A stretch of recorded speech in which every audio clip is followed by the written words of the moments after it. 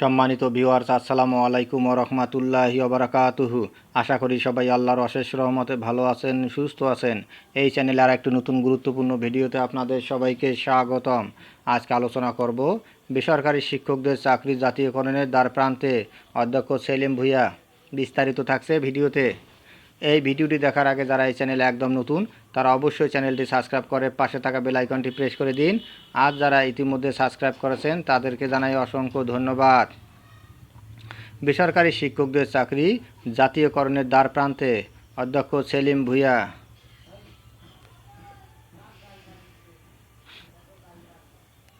নিজস্ব প্রতিবেদক, টাঙ্গাইল। বেসরকারি সব শিক্ষক কর্মচারীদের চাকরি জাতীয়করণের দ্বারপ্রান্তে রয়েছে বলে জানিয়েছেন শিক্ষক কর্মচারী ঐক্য জোটের সভাপতি অধ্যক্ষ মোহাম্মদ সেলিম ভূঁইয়া। শনিবার টাঙ্গাইলের মেজর জেনারেল মাহমুদুল হাসান আদর্শ কলেজের মিলনায়তনে শিক্ষক কর্মচারী ঐক্যজোট ও জোটভুক্ত শিক্ষক সংগঠনের প্রতিনিধি সম্মেলনের প্রধান অতিথির বক্তব্যে তিনি একথা বলেন।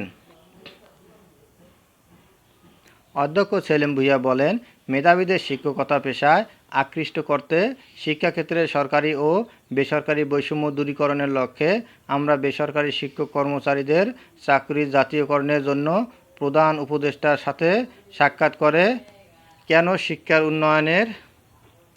কেন জাতীয়করণের প্রয়োজন তা তুলে ধরলে তিনি জাতীয়করণ করার আশ্বাস প্রদান করেন এবং সে লক্ষ্যে দ্রুত কাজ করবেন বলে আমাদের জানিয়েছেন।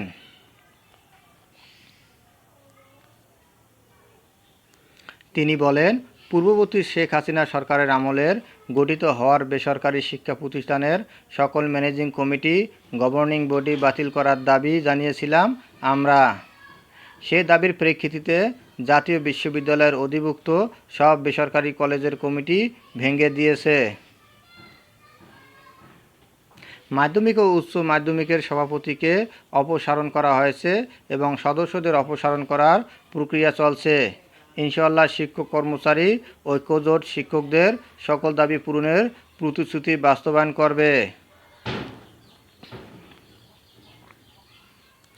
প্রতিনিধি সম্মেলনে বিশেষ অতিথির বক্তব্যে শিক্ষক কর্মচারী ঐক্যজোটের মহাসচিব মোহাম্মদ জাকির হোসেন বলেন, প্রজ্ঞাপন জারি করে 2023 খ্রিস্টাব্দ তারিখ থেকে কার্যকর হওয়া নতুন শিক্ষাক্রম বাতিল ও পাঠ্য বিষয়ের ব্যাপক সংশোধন করতে হবে। নতুন শিক্ষাক্রমের জন্য রচিত পাঠ্যপুস্তক সংশোধন করে সৃজনশীল প্রশ্ন পদ্ধতির কাঠামোবদ্ধ প্রশ্ন পদ্ধতি উপযোগী পাঠ্যপুস্তক প্রণয়ন করতে হবে। উহা দ্রুত সময়ের মধ্যে করতে হবে। পূর্ববর্তী সরকারের আমলে দলীয়ভাবে নিয়োগকৃত অধ্যক্ষ, উপাধ্যক্ষ, প্রধান শিক্ষক, সহকারী প্রধান শিক্ষক ও সকল পর্যায়ের কর্মচারীর এমপিওর জন্য আবেদনপত্র ও তাদের নিয়োগ বাতিল করতে হবে। এই ব্যাপারে প্রজ্ঞাপন জারি করতে হবে। সম্মেলনে শিক্ষক কর্মচারী ঐক্যজোট ও বাকশিস টাঙ্গাইল জেলা শাখার সভাপতি অধ্যাপক AKM আব্দুল আউয়ালের সভাপতিত্বে বক্তব্য রাখেন বাংলাদেশ মাদ্রাসা শিক্ষক সমিতির সভাপতি মাওলানা দেলোয়ার হোসেন সহ প্রমুখ। ধন্যবাদ জানিয়ে বিদায় নেওয়ার আগে আবার অনুরোধ জানাই, যদি ভিডিওটি ভালো লাগে এবং সর্বশেষ শিক্ষামূলক আপডেট ভিডিও পেতে চান তাহলে অবশ্যই চ্যানেলটি সাবস্ক্রাইব করুন। ধন্যবাদ সবাইকে।